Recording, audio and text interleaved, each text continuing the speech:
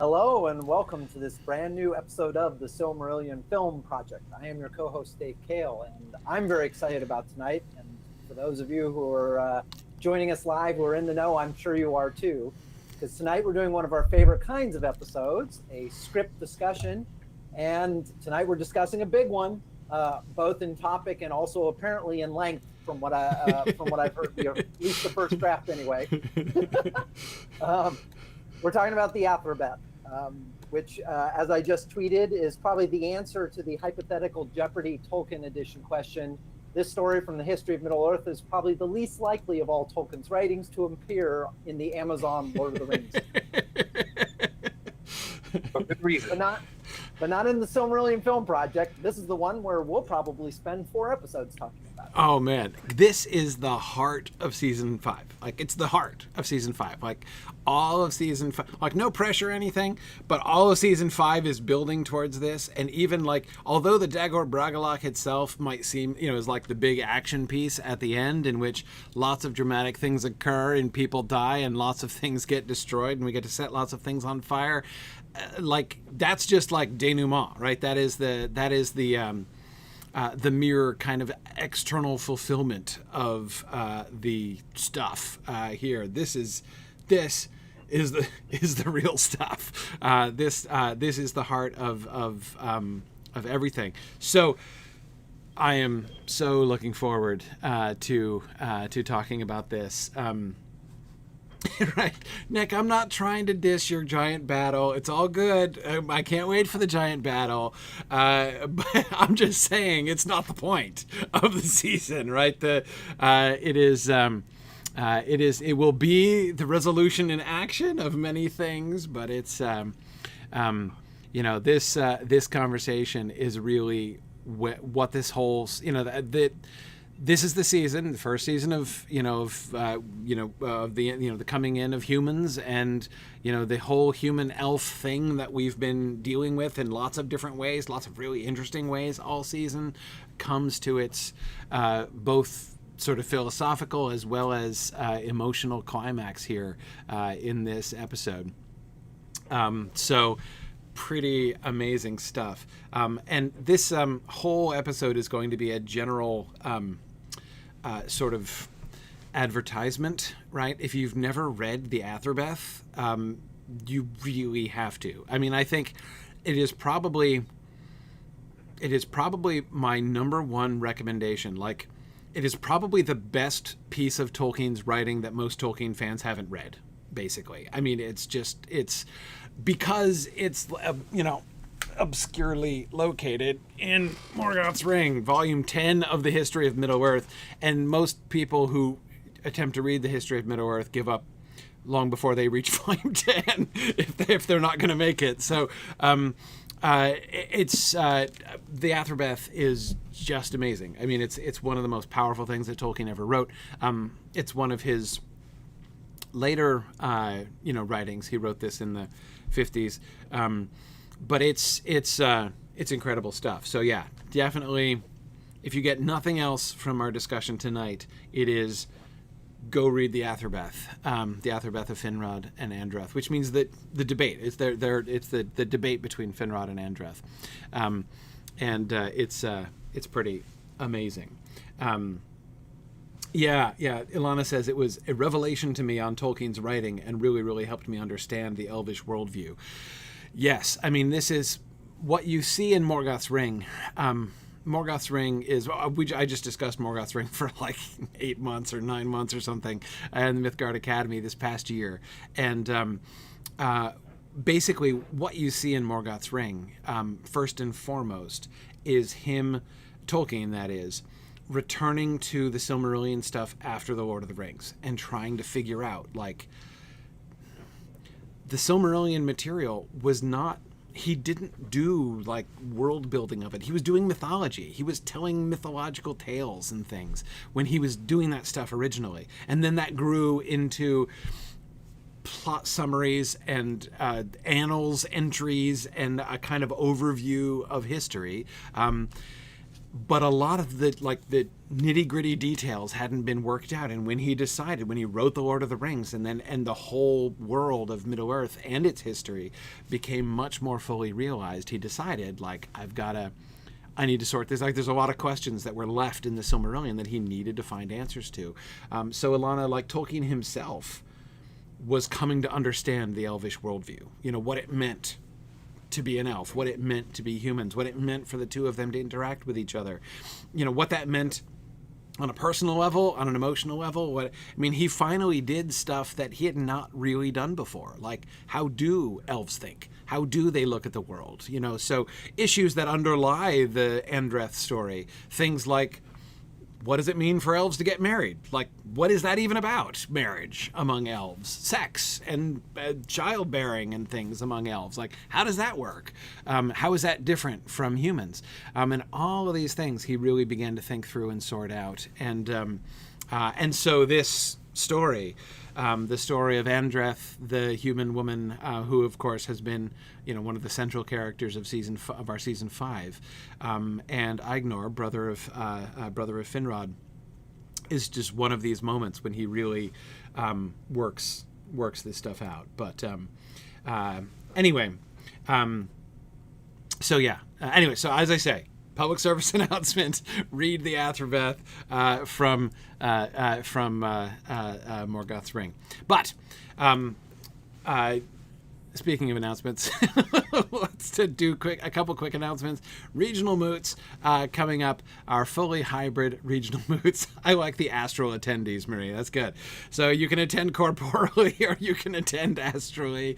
I'm not sure if you really are going to attend in your astral body or not, but you can certainly attend digitally online. New England moot is happening on September 25th, and Middle moot is happening on October 9th. Corporeal attendees for New England moot will want to come to Durham, New Hampshire, as that's where the Hroa of the folks who are going to be attending in person will be on that day, as likewise in Waterloo, Iowa for Middle Moot on October 9th. But again, people can attend either way. For either one of those. Registrations are open, so go to signumuniversity.org/events and you can find the registration for both of those two. Also, just to remind folks about Signum Clubs and Signum Path as we get going here into the fall. And Signum Clubs, I would just mention in particular, we've been working with school groups. So like just this week, we've been talking. There's a private school here in New Hampshire that we have partnered with, where we're providing language classes for them. We're offering Spanish classes through their school. And it's a really, really fun opportunity. We love to connect with schools and other folks. In particular, very interested to connect with more homeschoolers. We've got a bunch of homeschoolers who are already in our clubs, actually, and I think we would love to. I know how difficult it can be for homeschoolers to find good language teaching options, language learning options for kids, especially, and we have a lot of them. We have 13, I think, languages that we're offering right now, so it's a lot. We have a lot of really fun options. So I hope that folks will take advantage of this. We'd love to work with people. So if anybody who has homeschool kids or is part of a homeschool co-op that might want to talk with us to see about maybe setting up some courses for your local homeschoolers and stuff in languages, we would love to talk about that. And Signum Path, our professional development program, which is ongoing, and you can build up your skills, your really crucial foundational skills in writing and communications and people skills and all of the things which really will help you to move forward in your career, whatever your career is.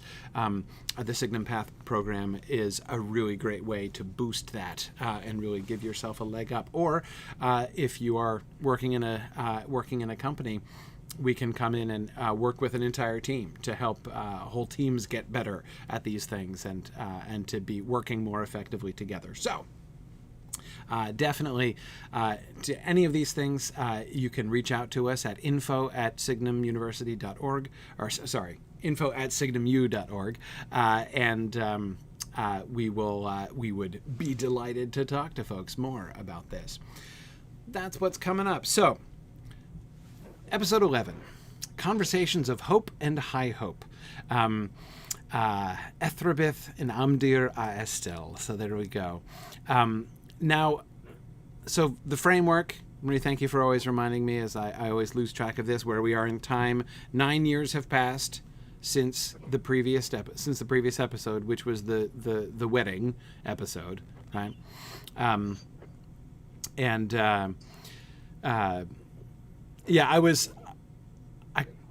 I couldn't remember the time. I'm glad you reminded me of the time frame. I was we get another one of those kind of wonderful moments. I love the moment when Fingolfin comes walking into Hodor's throne room, and I was like, Hodor, can we? Well, crap, you got old. You know, like, and he has that moment which the elves have all too often, right? Like, oh, yeah. God, maybe should have done this a decade ago, I guess, in retrospect. Yeah, that's that was a fun moment. But of course, we have the two primary plots this time. Really, just an A plot and a B plot. Fingolfin traveling across Beleriand, recruiting elves and men for his big push against Angband, and we talked about Fingolfin's vision when we discussed the previous episode and his plan and purpose. And then, of course, the B plot is Finrod and Athrabethof and Andreth having their debate, having their discussion.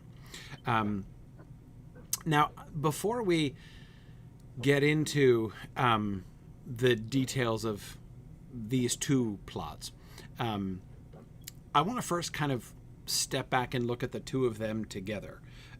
Because this is, I thought that this went very interestingly together, but it's a really important pairing, right? And in some ways, a sort of unlikely pairing, at least unlikely appearing pairing. As on the one hand, you've got the High King of the Noldor going around, and he's doing like big picture politics, right? We get to visit in with. We not with Thingol himself, but we hear sort of about Thingol in several directions, and then we get several of the other of the centers of the Noldor, and of course of the humans as well. So we got all this like big picture, exciting stuff going on, and then like meanwhile back to the ontological conversation that Finrod and Andreth are having, right? And it would be easy on the one hand for this episode to like seem weird in that way, right? To go back and forth from like these big, huge, obviously momentous things to this personal and also pretty abstract, right, conversation often between Finrod and Andreth. In part, the thing that I'm talking about here is a natural danger or challenge of integrating the Athrabeth into this kind of a dramatic context, right? It is wonderfully written, and it is one of my favorite things Tolkien ever wrote, but it's not exactly dramatic, right? It's not exactly written for the stage, and so there's definitely a challenge there. And then to be first just addressing that challenge itself, like how do you make that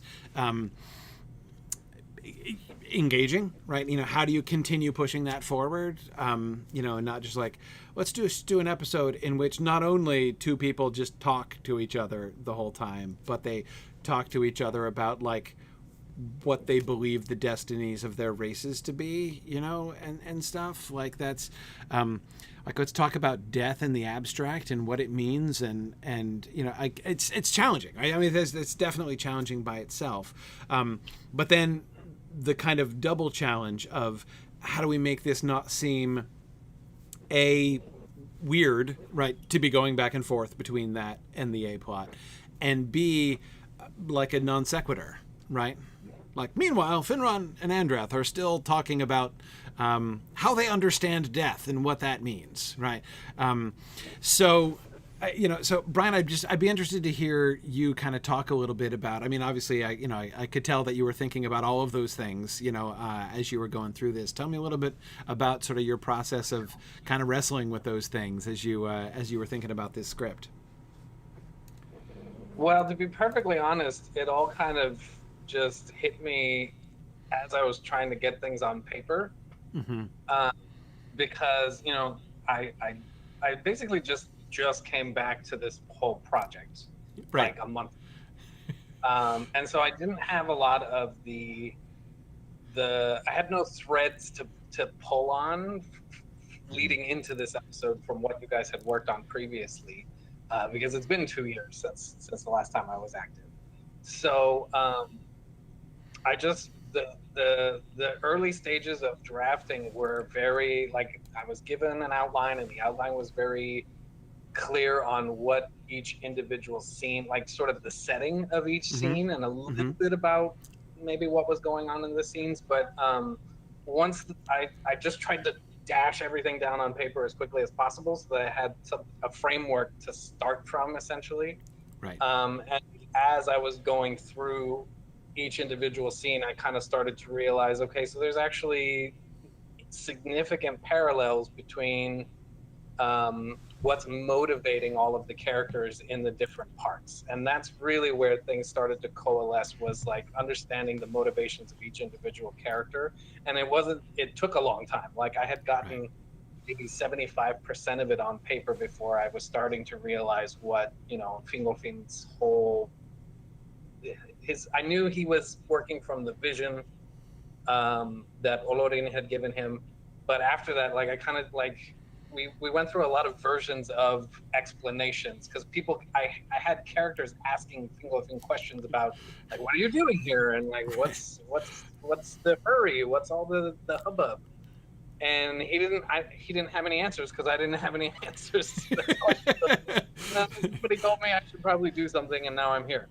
And so as I started to engage with the Athrabeth in particular, that's really when I started to notice the parallels between, how Fingolfin was thinking and how Finrod was thinking. And actually, that was kind of the crisis moment in the episode, is where they come together and have sort of an argument about whether or not this is the right thing to do. And that's kind of the conflict of the whole episode. And so the previous 50 to 60% of the episode is sort of laying out what the conflict actually is between them, like grounding the motivations of those two characters. And then when they have that dinner scene at Ladros, that's where it comes out, and it's really like the core conflict of the episode. And I couldn't have gotten there if I hadn't just done it that way, where I'm like, okay, I already have the Athrabeth, I know what that is. Let me try to just put the action down first. Right. Which is not usually how I write. Usually I go very much the opposite direction, because otherwise it's impossible to start. But since I was on a deadline, I kind of had to just get it on paper. Right. Yeah, that was a really fascinating moment in the episode, the Finrod and Fingolfin discussion, right? Finrod kind of pouring cold water on Fingolfin's plans, and especially, like, you can feel the tension there, right? Where, like, Finrod kind of staggers into this conversation, and Fingolfin is like, I've got something really big to talk to you about, and Finrod's like, you want to talk about something big? I mean, holy cow, like, my entire worldview has just been rocked here, and I'm still trying to process this. And and even when he talks about good news, right?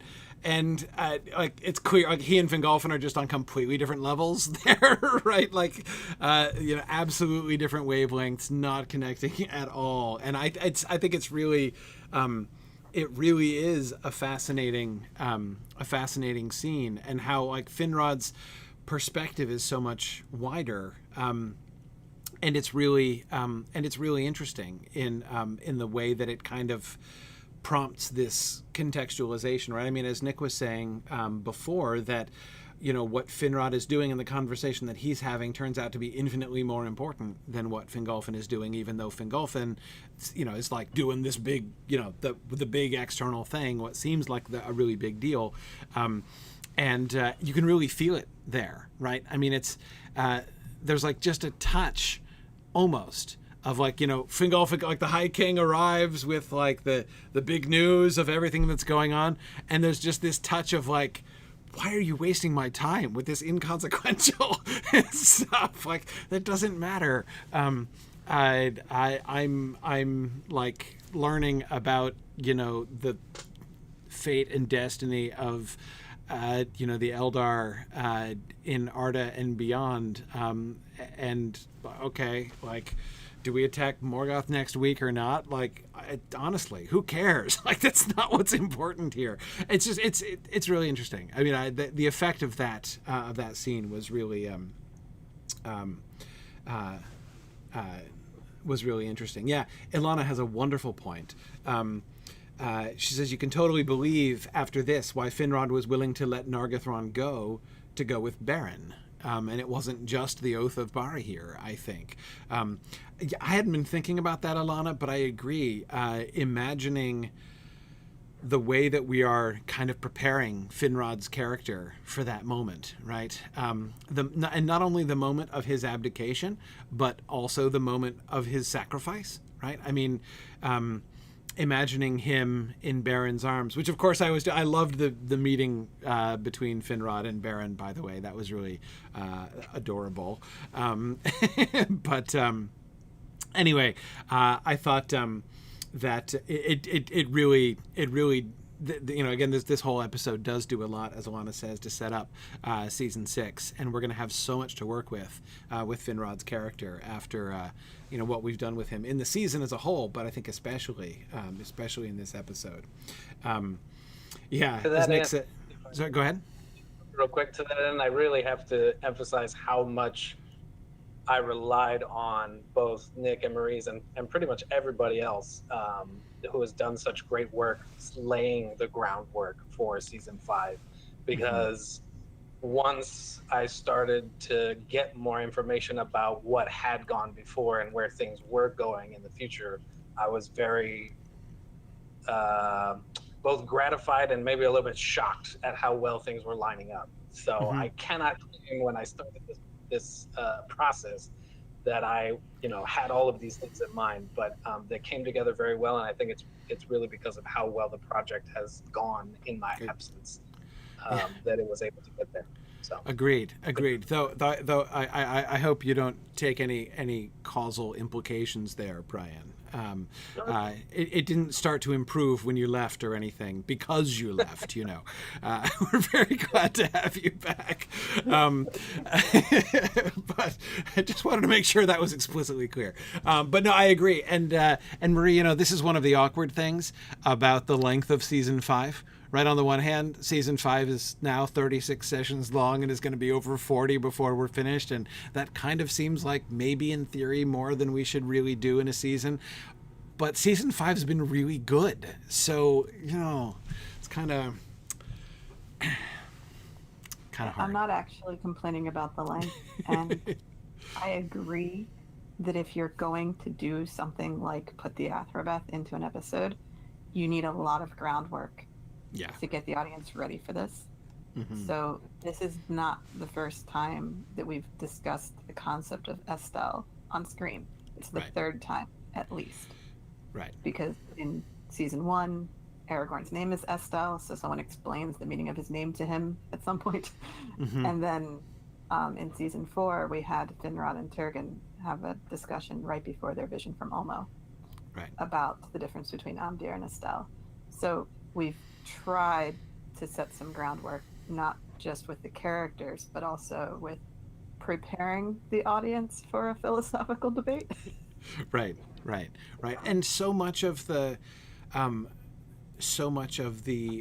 of not exactly what we've talked about in this season, but so much of the underlying action of season 5 has been this tension and this disconnect between elves and humans, right? So it's like it's time we sat down and talked about it, right? I mean, there's this sense in which it's not just for the sake of Andreth and her own experience with Eignor, but like the tensions and misunderstandings and difficulties that people have been having throughout the season are kind of like all bubble up and overflow in this episode, and we finally get it kind of all sort of coming together. I mean, we dealt with the death of Beor and the understanding of mortality and everything way back, right, at the beginning of the season.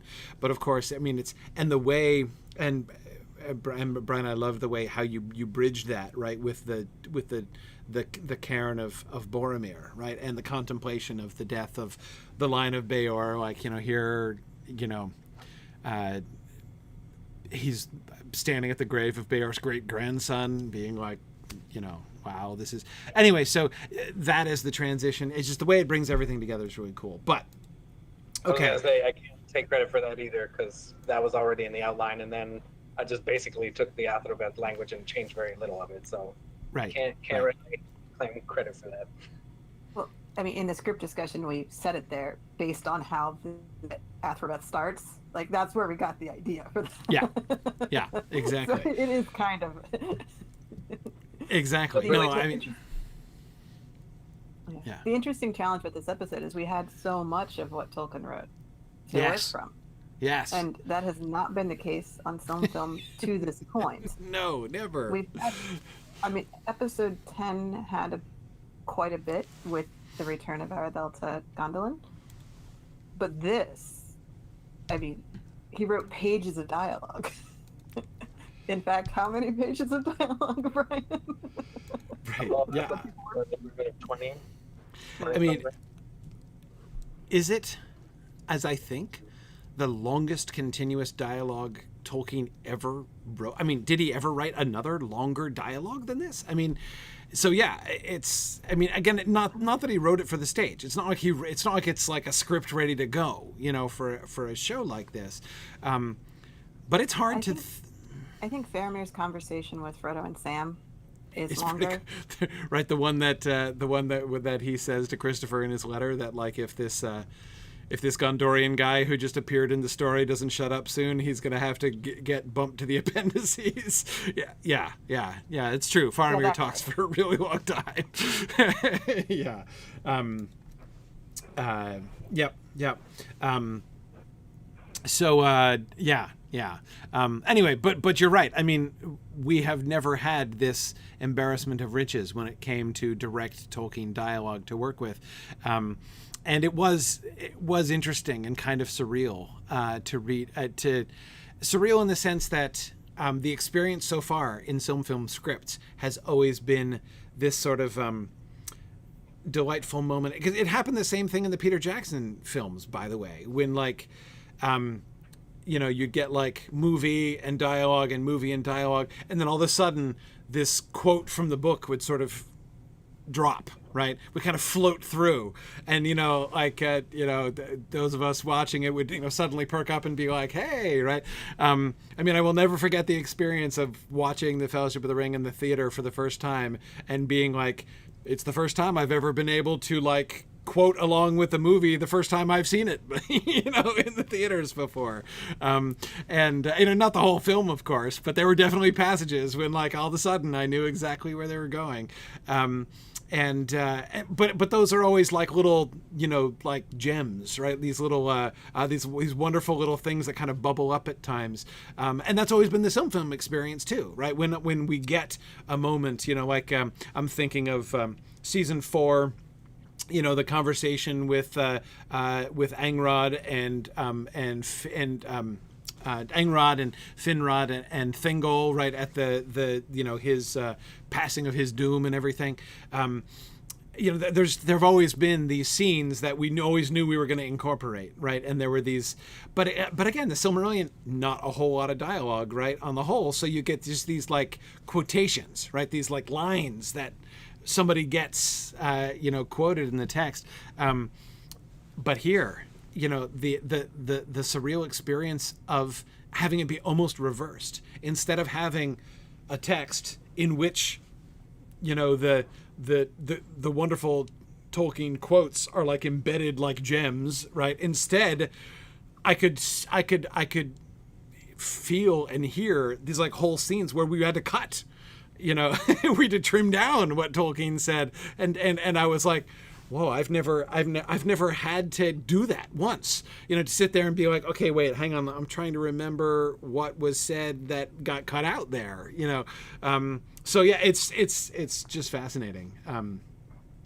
That was an act of cowardice on my part, because I kept getting to the Athrabethof scenes, and I was trying to figure out what goes here, and so initially I was just writing things because it starts off relatively slow and there's not actually that much, and it's a pretty good back and forth. But once they start getting into the meat of it, I was like, I don't know what this scene is or where to cut it off. Right. And so I just, okay, I'm just going to transcribe the whole thing, which took hours, by the way. It's not a quick process to transcribe the elements into a script writing program. But it was really me just feeling unmoored and not knowing where to go, and so I was like, forget it. I'm just going to put it on paper and then write the other scenes around it and then cut later. And at the time, it seemed like a really good idea because, I had just read the Athrabethof a couple of times, and it takes you like maybe 45 minutes, an hour, something like that, tops, if you're reading slow. And so I was like, can't possibly be that long. And then when I was all done and we had 100 pages of script, I was like, this is the worst thing that has ever happened. Whoops. Yeah.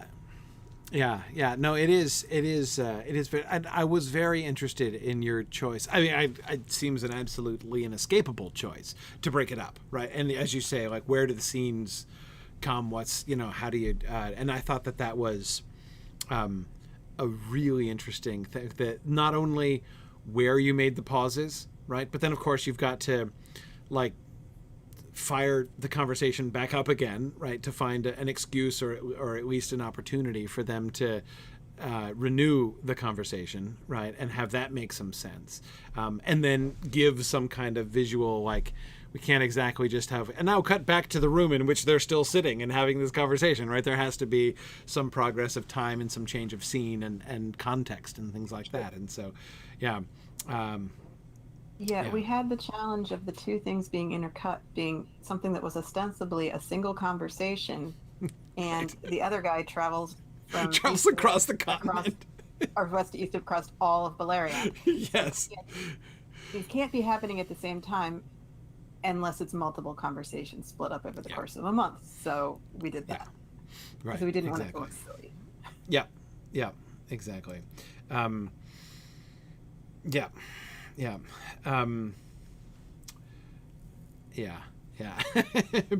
Brianna says, I've blacked out the memory of when I transcribed the whole Silmarillion into script form for this exact same editing writing method years and years ago.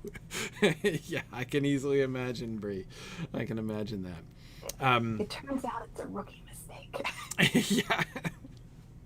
Exactly. Yeah. Okay, so I'm going to, let's talk about the A plot, because if we don't, I never will, and I don't want to lose it. And best to kind of think this through a little bit, and sort of that way we can kind of keep it in mind when we come back to the Athrabeth. So, so tell me about the things that you found most interesting or challenging in the A plot and in Fingolfin's whole trajectory here. It's interesting how his journey, it kind of loses steam, right, as it goes through. I mean, by the time he gets to Maedhros, he barely even needs Maedhros to say no at that point. It's pretty clear that things are not going to be working his way. But one of the things that I wanted to... So, Marie, let's make sure everyone's on the same page, right? So for reminders for folks who might have missed the previous episode or something, remind us about the his vision, like what Fingolfin has in mind, like his dream and why he's doing this. So the vision he receives from Alorn is a heads up that time is short. Right. And the siege is not going to last, and Fingolfin needs to act. So there is that sense of urgency that he gets from that.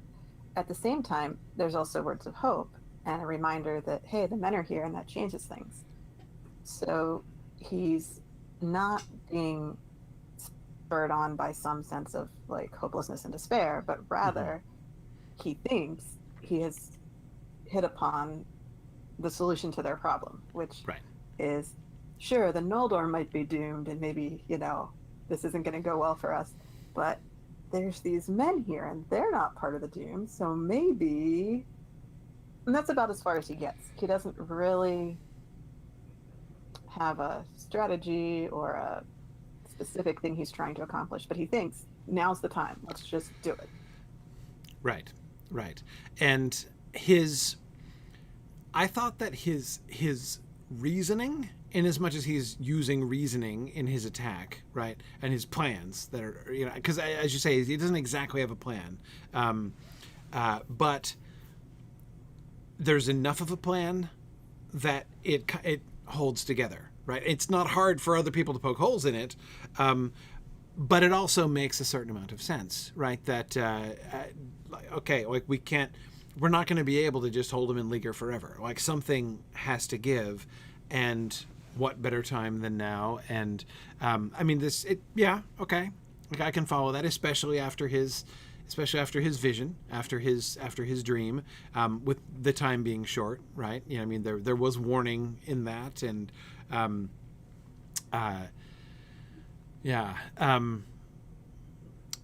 what kind of so let's talk first about Fingolfin's character. What do you see? How do we see this? Because of course we're thinking a lot about Fingolfin's character when we discussed the previous episode, as we were looking at the trajectory that's going to lead to Fingolfin's death at the end of the season. What role do you see? Like, what do you think we need to accomplish in the A-plot of this episode, as far as like where his character was at the beginning of the episode compared to where his character is going to be at the end, and how that moves him in his progression towards where we need him to get to in episode 13? You see what I mean? Yeah. The main thing that I thought for Fingolfin was that this is not so much of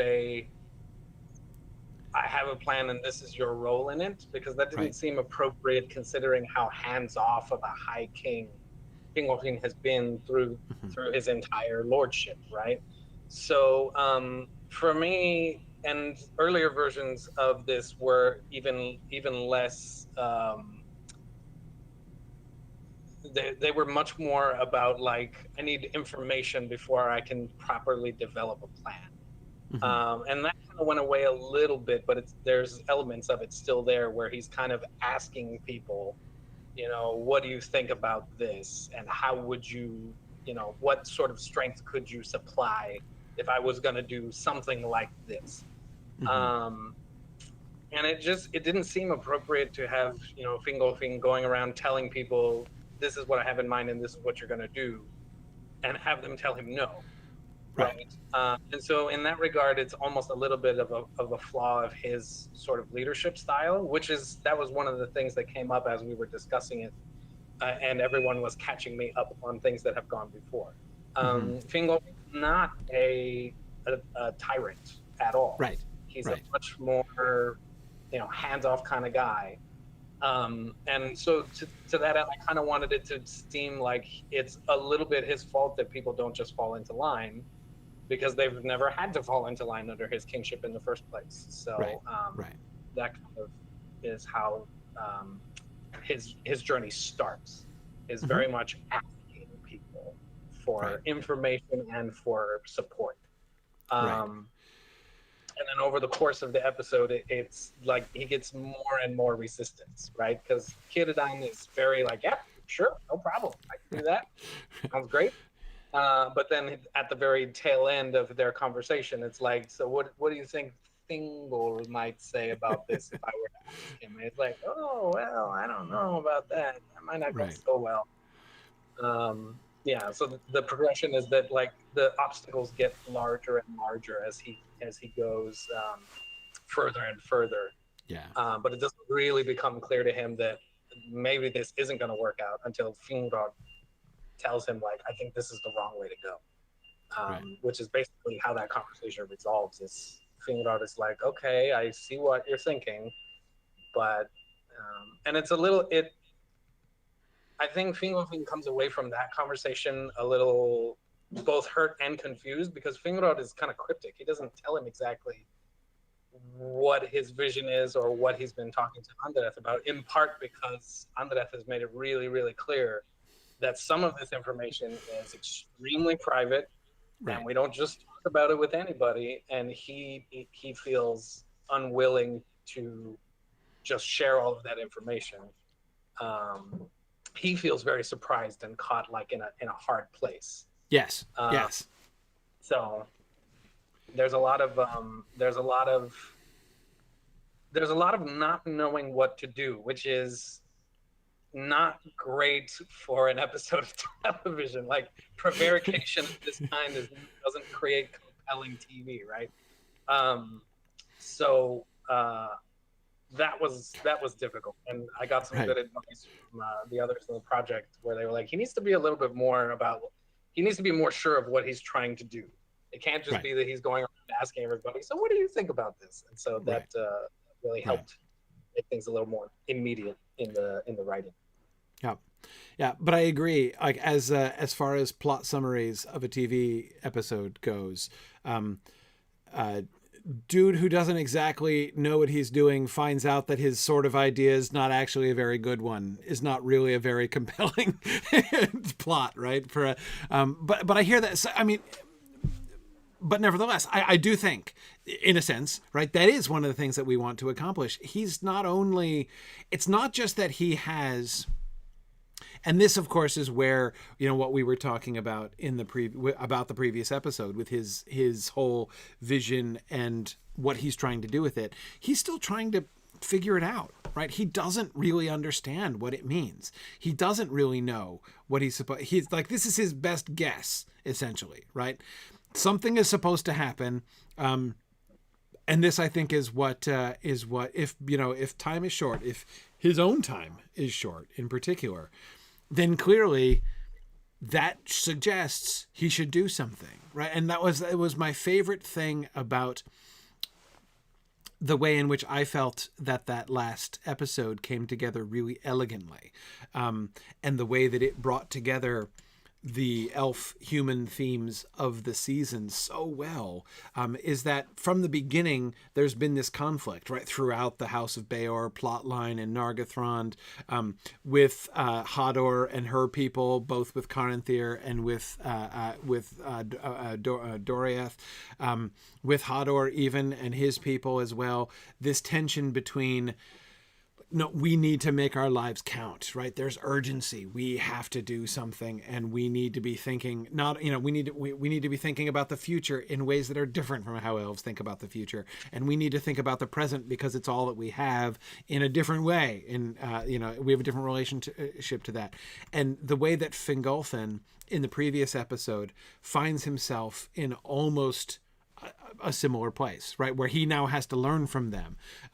If his time is limited, then it's time for him to start thinking less like an elf lord and more like a human, in some ways. Like there are things that he can learn from them, but he doesn't know how to do that, and he doesn't know what it means.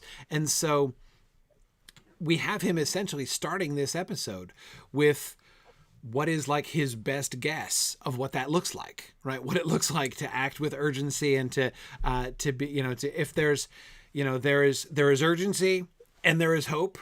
So urgency plus hope equals attack. Okay. Like that. That tracks, right? That tracks, and would, I mean, it makes sense that would make sense to him.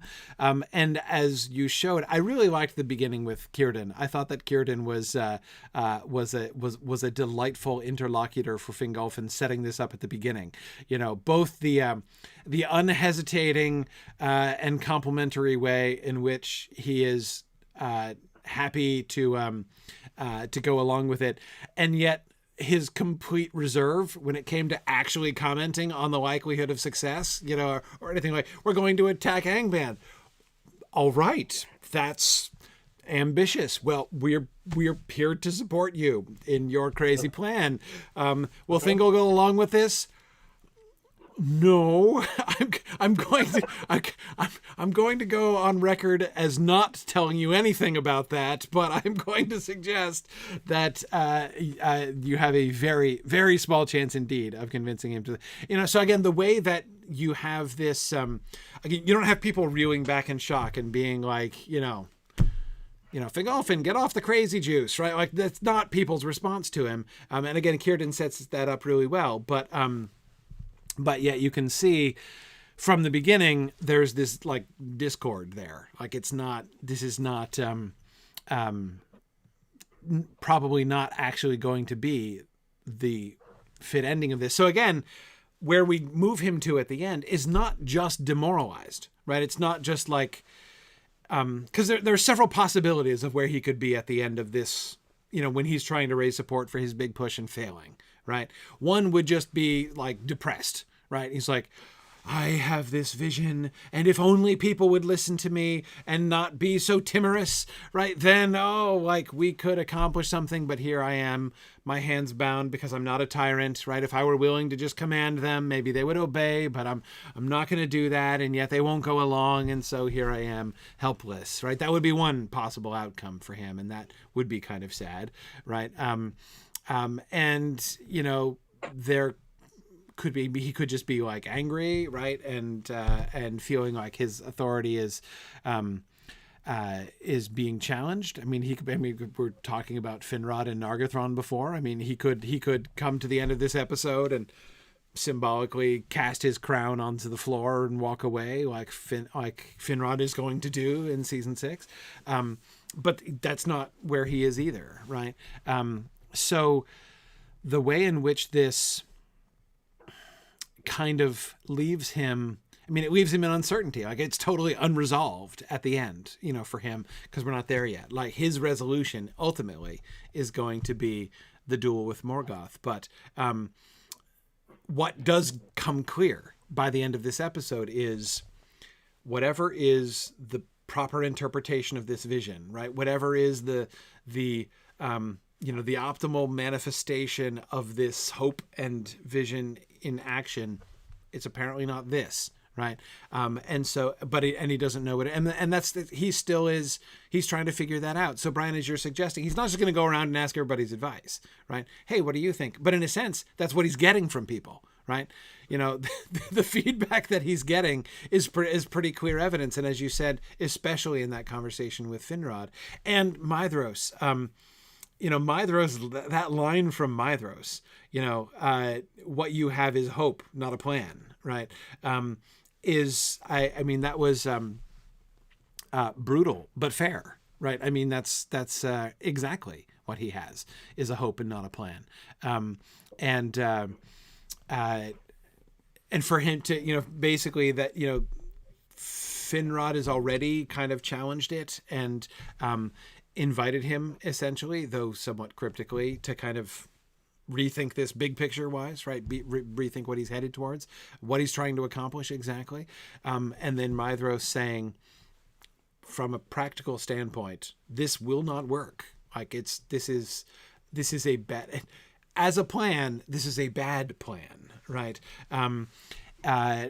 Again, puts him in a wonderful place. We're like, okay, now armed with that feedback, now I get to go back to the drawing board and figure out, because the urgency remains, right? The urgency remains and the hope remains. And so if not this, then what, right? And so ending with that kind of question, I think, is really important. And that's the one thing that I sort of, I don't know how to I don't know how to do it, but I would almost like that to be even more explicit at the end. You know, the sense that Fingolfin is not just going to kind of hang his head and limp his way back home and be like, nobody liked my idea, guess we're not going to do it, right? But instead for him to be like, okay, like my determination that something needs to be done and that I have been given some kind of guidance, some kind of impetus to accomplish a real thing here. Like that he still believes in that his hope is not quenched, right? Even if he has become convinced that that's not the way, right? You know, this isn't the way it's going to be fulfilled. But to have that kind of question asked, like, if not this, then what, right? It would be interesting to see if there were a way that could kind of come out even more explicitly at the end, I think. I don't know. So Maedhros has put some thought into how would one attack Angband, in fact. Right. And that's why when we end with him, he's not just telling Fingolfin no to your plan. He tries to explain to him what would be needed to do this correctly. And the idea is Morgoth's entrenched in Angband. He has a giant fortress, well armed with lots of people in his army.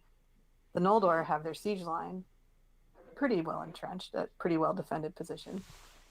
Whoever attacks first is at the disadvantage because they have to put their armies out in the field without the protection of the fortress. So if you let Morgoth attack first and decimate his army, now you can attack Angband. So the first step is you've got to draw him out. Right. And that's what Fingolfin's plan lacked, was any way to draw Morgoth out of his fortress. And somehow, by the end of episode 13, I think Fingolfin is going to come up with a way to draw Morgoth out. Right. And yet it doesn't look anything like what he thought it was going to look like at the beginning. Yeah. So to take that principle and the way that it's going to end up being applied in a completely counterintuitive way, right, from where they're standing right now. That's exactly what I think is so interesting about the way in which this episode can serve as that kind of bridge, right, to make that decision that he makes later on make sense. So if what you're saying is you want Maedhros to talk more on screen, I'm fine with that. But for some reason, the goal up to this point has not been to put more words in people's mouths.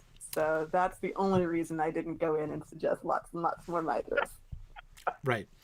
Well, I know that you are never hard to convince on the more Maedhros question, Marie. But I only hope I can get justice for you, Marie. Yeah.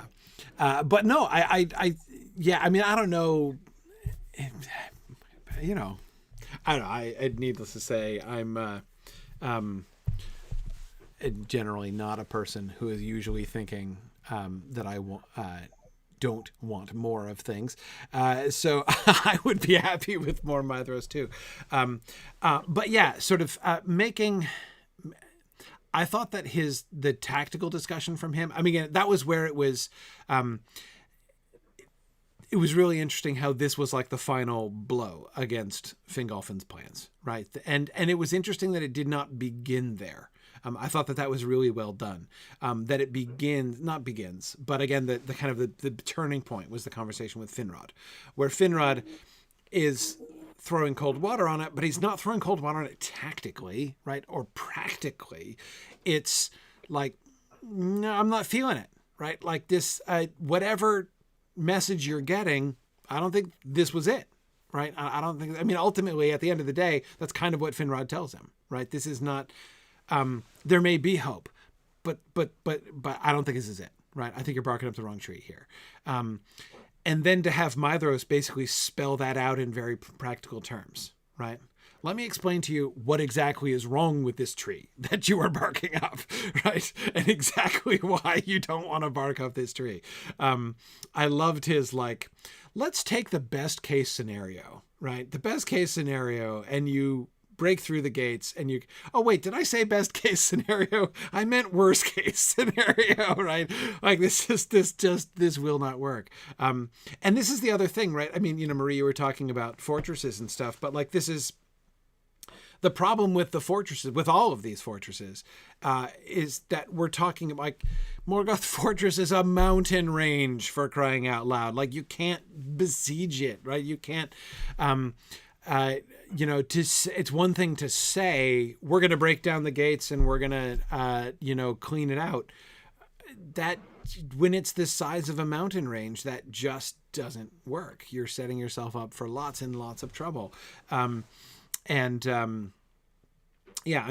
gates have no more than a symbolic significance when it comes to invasion, right? And thinking about tactical plans. And it is much more likely to lead you into a tactical disaster.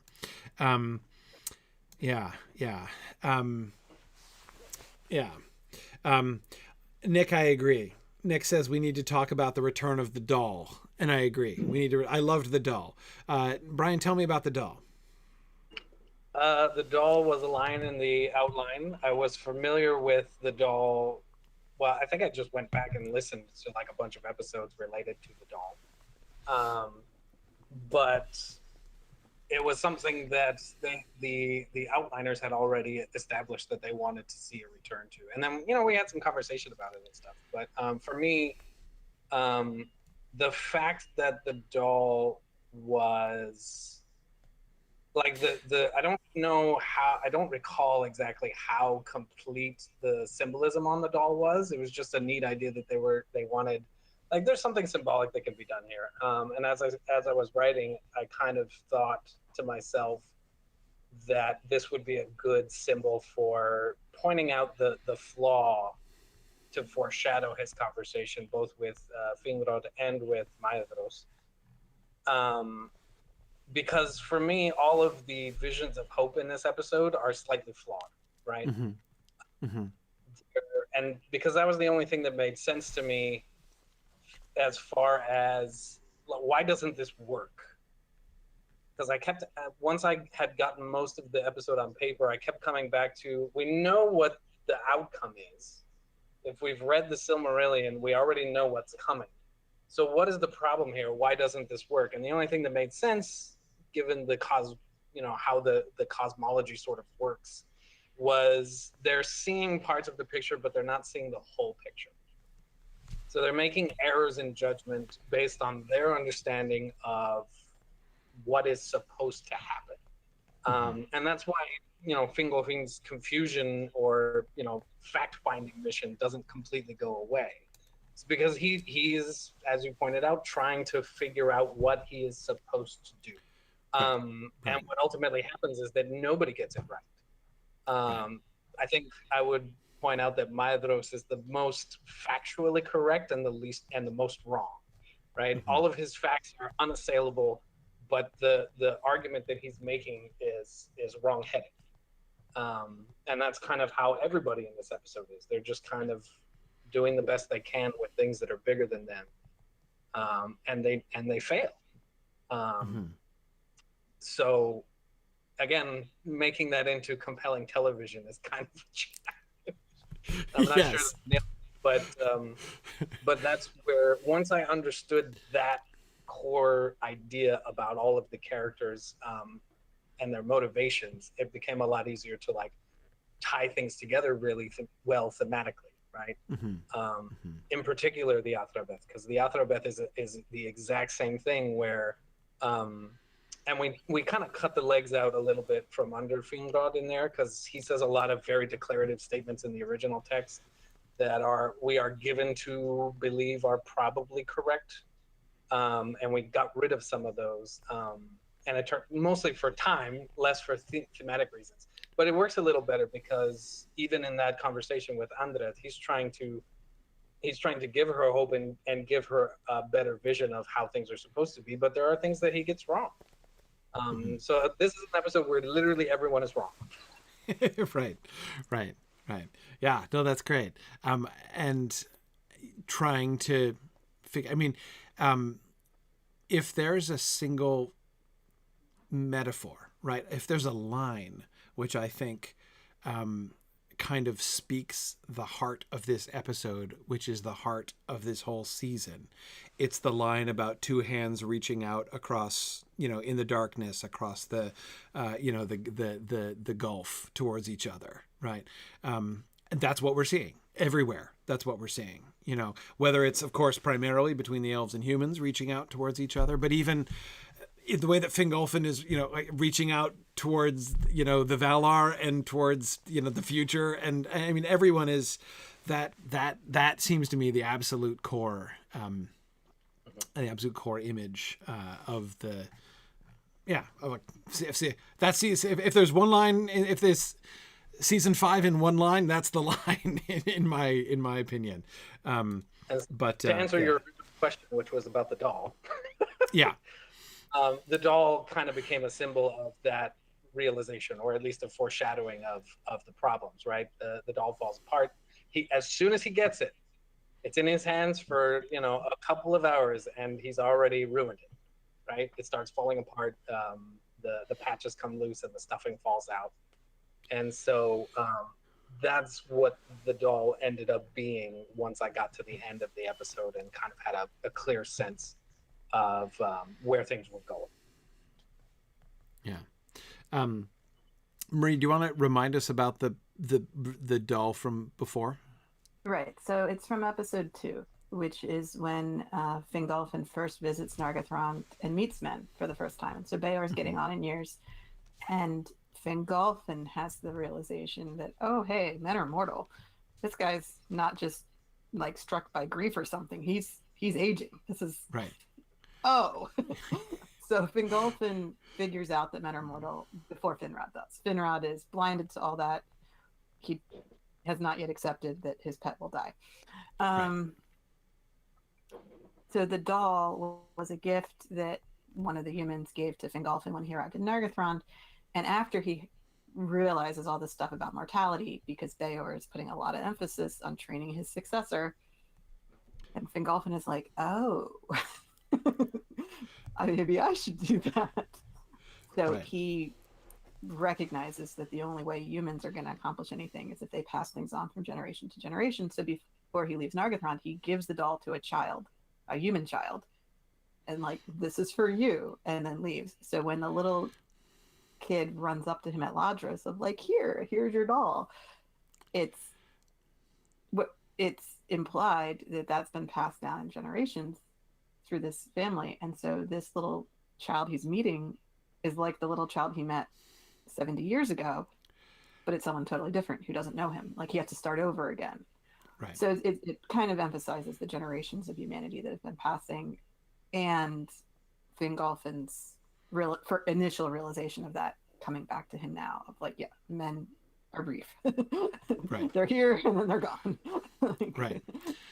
Right. And there's this irony, right, that the doll, which, Brian, of course, as you point out, is falling apart, right, as a doll of that sort would after 70 years, right? Nevertheless, like, it has endured longer, right? I mean, it's generations. So, like, the child that gives him is like what, the grandchild, maybe, great grandchild of the child who originally gave him the doll. And so there's also a really interesting way in which that doll seems to represent, or seems to be connected, both to the ephemeral life of men compared to elves, but also its stability. Like, it's still there. Like, it's the same doll. Yeah, men are good at passing things on from generation to generation to generation. Yes, here's something that's been preserved. Yeah. Elves are much more likely to get lost. They're losing everything from Valinor as the generation that wasn't born in Valinor comes along. Right. Yeah. And of course I couldn't help but remember, Brian, when Finrod and Andreth, of course, are going to be talking about memory, right? And, elves, preserving the past, right? And again, so just that the doll as, again, a kind of a touch point almost for that as well, right? There's how do the humans remember the past, right? By passing it down from one generation to the next, right? even though over time that which they pass down from one generation to the next gets kind of decrepit and starts falling apart, right?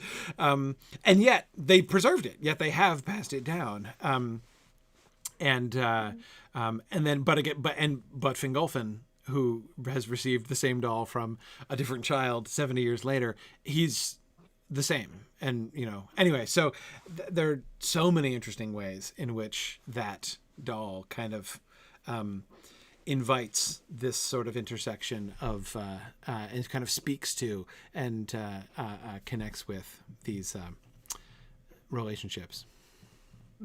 So at the end of the episode, the doll is accusing him of his failure. Right. So when it shows up in the tag, I'm pretty sure the way Brian included that is like, this is the sign that you didn't do what you set out to do. And here's that little doll to stare back at you. Doesn't make any effort. So we're given to understand that years have passed since he got back. Yeah. Right. First we see, Finrod going up to check out the Leaguer, and then he goes back home to Nargothrond, and it's been a season.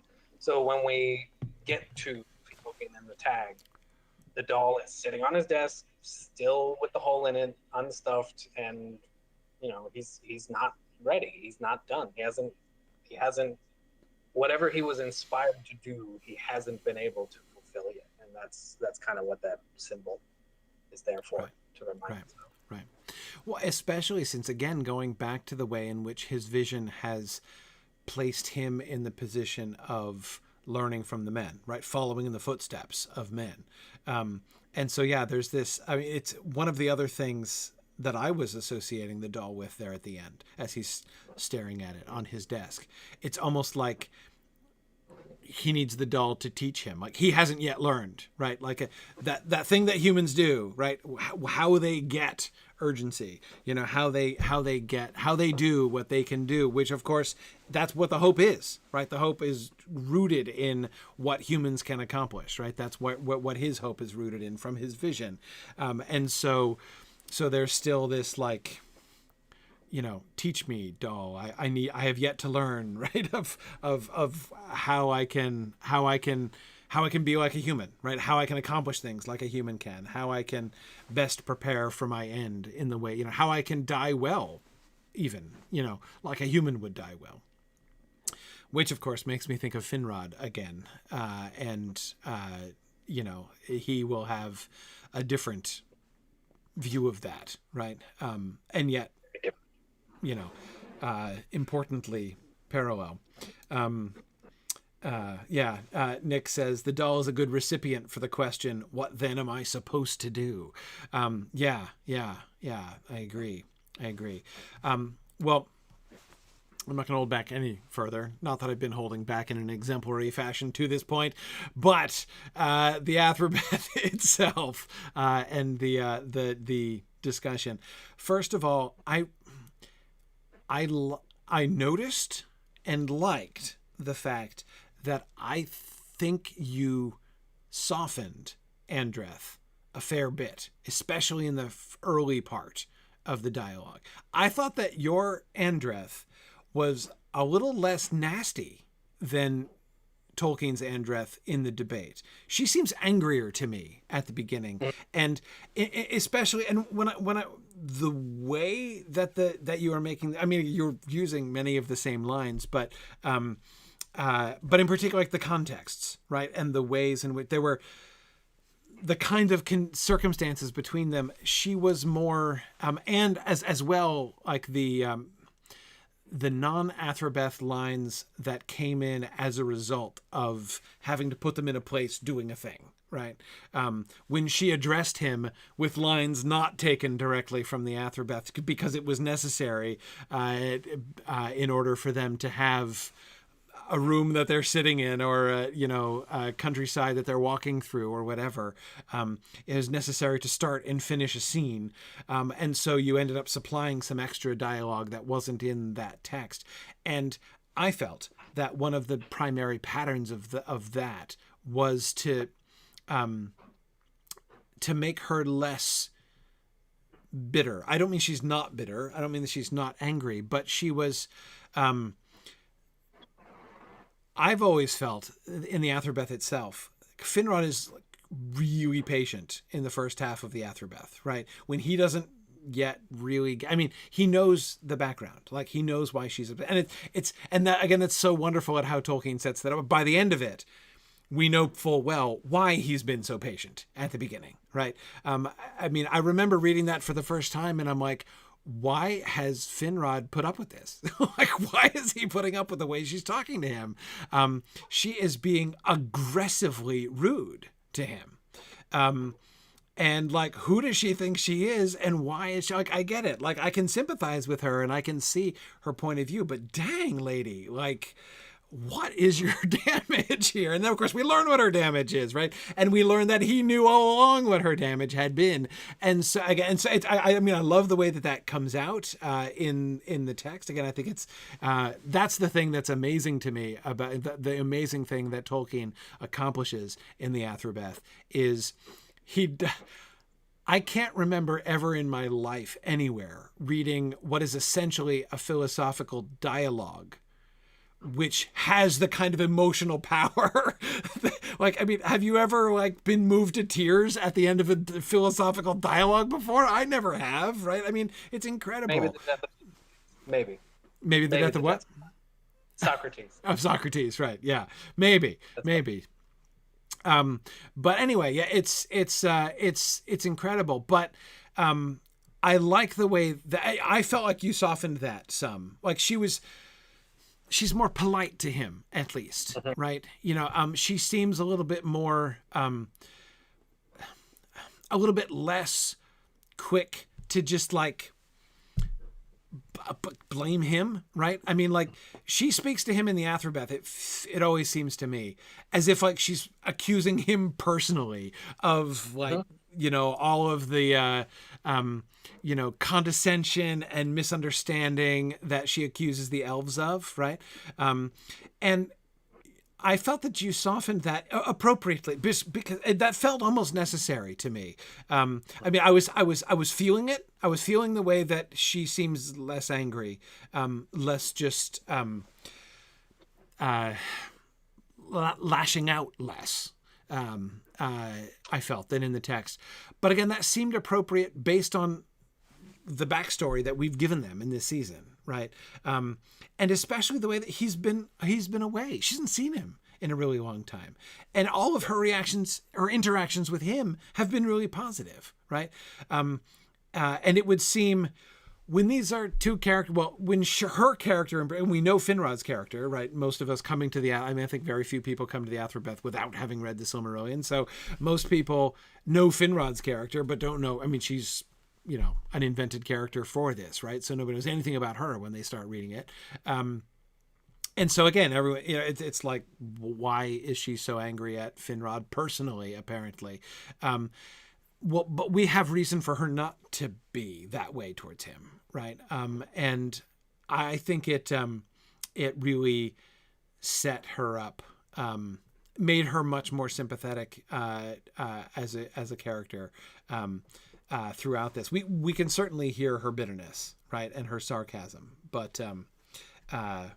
And Nick, I agree. Nick was saying that the fact that we have her interacting with other characters also helps to humanize her as well. And Nick, I wasn't thinking about that, but I think you're right. I think it's one of the things that kind of affected it too. Though even there, we can see the saltiness.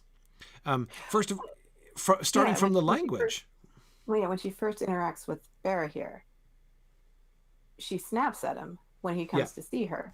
Yeah. But he responds as if, that's just her way, and I'm just going to go along with it as a joke.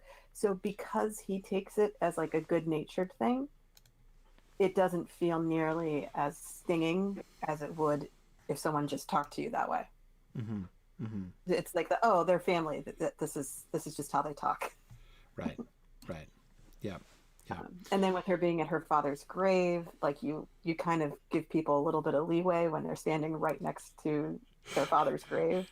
Right. And then when she falls down when they're outside, you know, again, people are embarrassed when they fall down in public. Like there's always an excuse or a reason for her to be talking the way she is that makes the audience a lot more sympathetic to her, at least hopefully.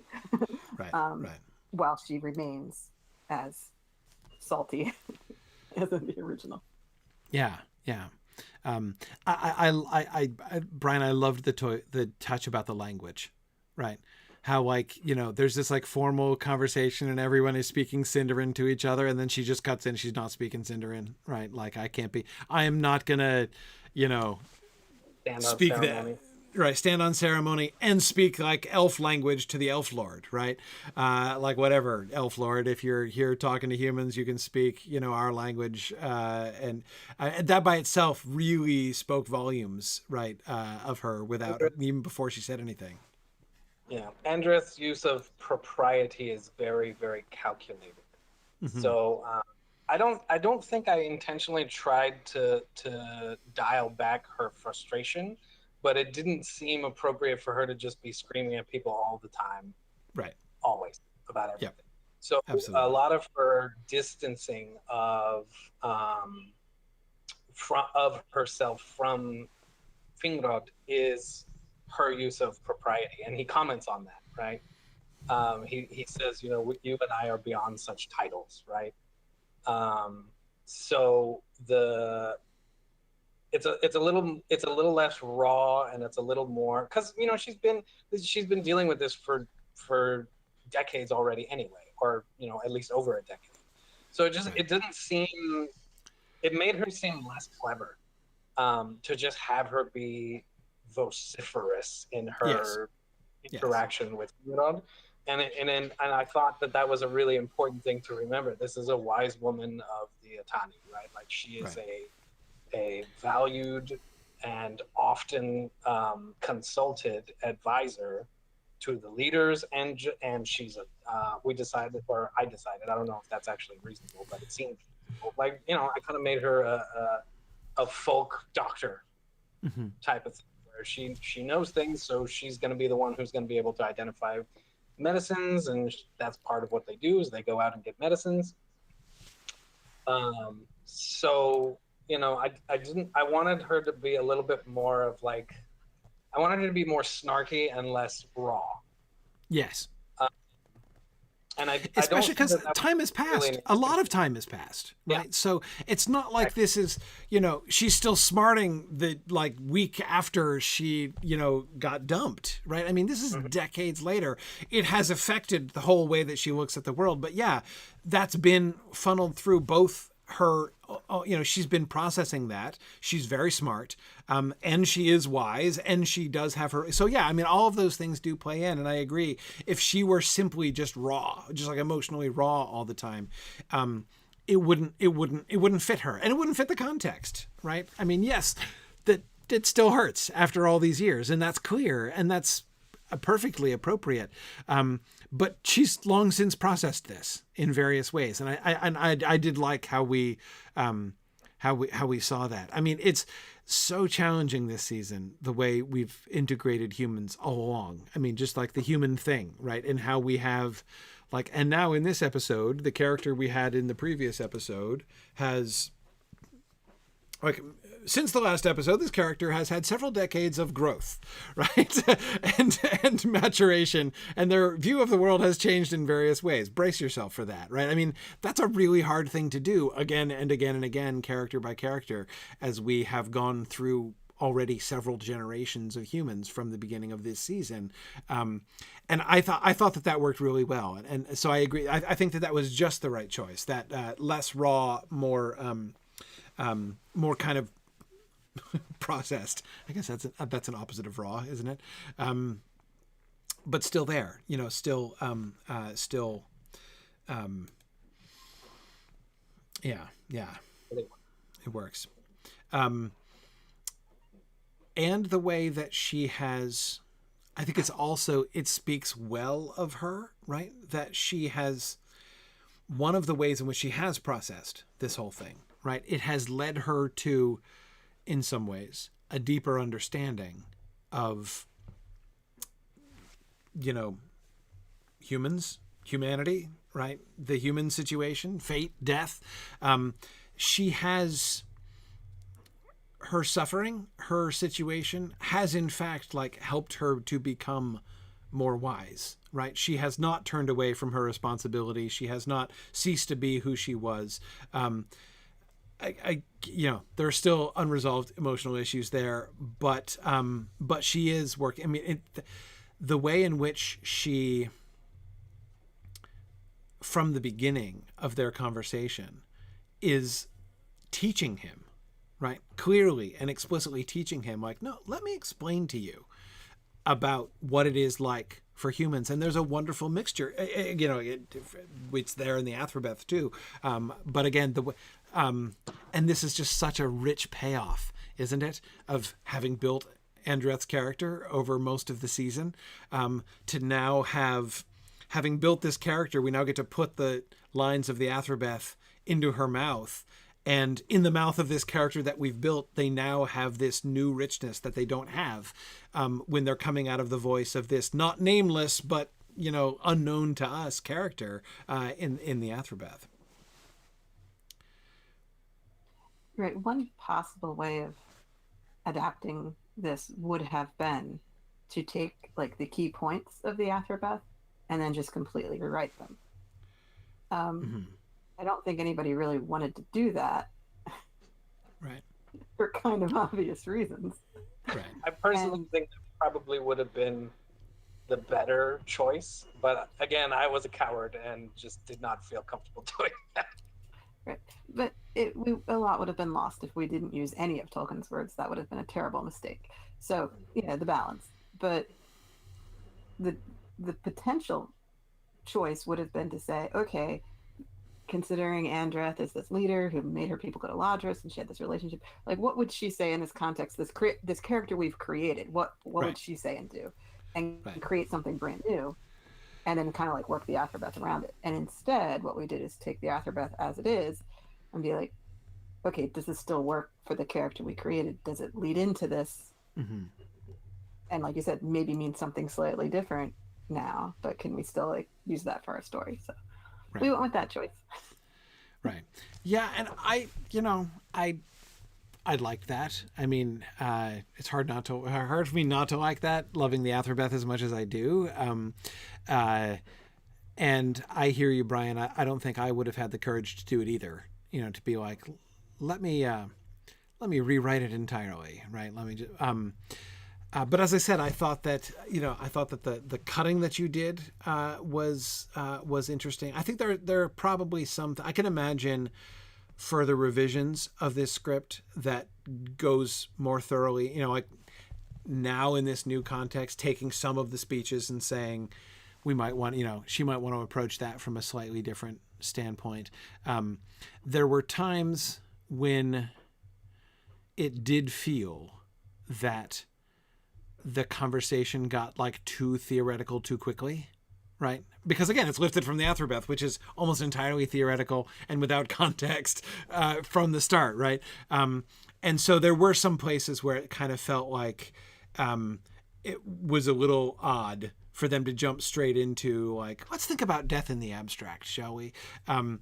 That didn't feel like organic to how the conversation would probably have developed in the kind of with the characters that we have and in the contexts that we gave them in this episode. But one of the defense, he did try to do that, and then we cut everything out. Yeah, exactly. Fine, the Athrabeth as is, but we got rid of all of those because we had no room. One of the best ideas that's come out after the completion of this draft has been. Because I'm not familiar with most of the rest of the material from season 5, is maybe moving some of the initial conversations to other episodes where they're relevant, so that when we do get to the Athrabeth, we can focus a little bit more closely and give a little bit more space to some of those abstract ideas to come out. And that's, I think, one of the ideas that I like the best, but that will require, like, I don't know where we might move those episodes to, if those episodes are written yet. So if they aren't written, like, would I have to write that so that I could have a good, tent pole to be relying on? So it's, as with everything in this project, things lead to more things. Absolutely. Yeah. No, understandable. And you'll just have to write some more episodes. That's it. That's it. Yep. But I do agree. Nick was saying it does work surprisingly well, and I agree. It did work surprisingly well. I thought that those what I was just saying are sort of quibbles, but I think that it was really interesting, and especially the kind of, I loved it in particular. Like I think you did a really good job of conveying Finrod's mind being blown. Right. I love in Tolkien's original text the like effusiveness, right, with which Finrod is like, oh, this is unbelievable. He's just charmingly, disarmingly frank about it. I mean, he does not stand on dignity at all, right? The kind of dignity that very well-informed and highly educated people often do, where they don't like to admit that they never thought of something, or that they, are that an idea is completely new to them, right? And Finrod has none of that, right? He's just like, yes, I did always think, like, even when she's being angry and bitter and acerbic with it, right? You guys never even thought of this. And he's like, you are right. We never even thought of this, right? Anyway, so, I thought that stuff came across really well, like Finrod's mind getting blown and like, him emerging from these conversations. And this is what I thought, the way that you chose to use that, as it really was that primarily, right? That you were kind of using as a lever for continuing the conversation, right? Because it's always Finrod who's coming back and being like, can we talk a little bit more? Right? I really want to. I've been thinking about this, and I really want to keep pursuing these ideas. And because you do get the impression from the beginning that Andreth is like, would be fine not talking about it more. I mean, she's not the one who's pursuing the conversation. He's pursuing her to converse this. And so, and I will say, Brian, I think that the way that came out, the way that you managed, I thought it was very effective. Because again, the thing that's so gorgeous about the Athrabeth is how it comes around from being this philosophical and abstract discussion. And you come to see by the end that although Finrod has been very interested in this as an abstract discussion, and it has, changed his worldview in lots of ways, yet we see in the end him coming back to, it is because I care for you as a person, and I know how you are suffering and why you are suffering, that have been having this conversation in the first place.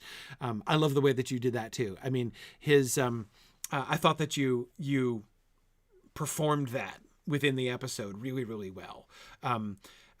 Because he gets so excited, right? And he's even the way that it even not even just spills over into, but in a sense almost dominates his conversation with Fingolfin, right?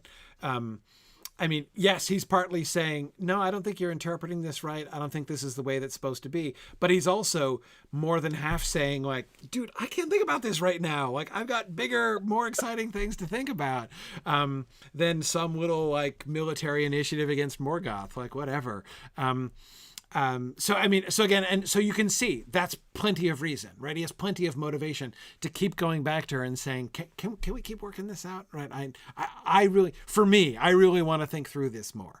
But then of course, especially in that final walk that they have together, the way that he finally brings it back around as he's leaving to her and to Aignor explicitly, without, again, casting any doubt onto the sincerity of it. He clearly wasn't just like manipulating her all along or anything. It was all genuine. And yet we now see this like additional, personal and emotional motivation. I thought that mapped really, really well.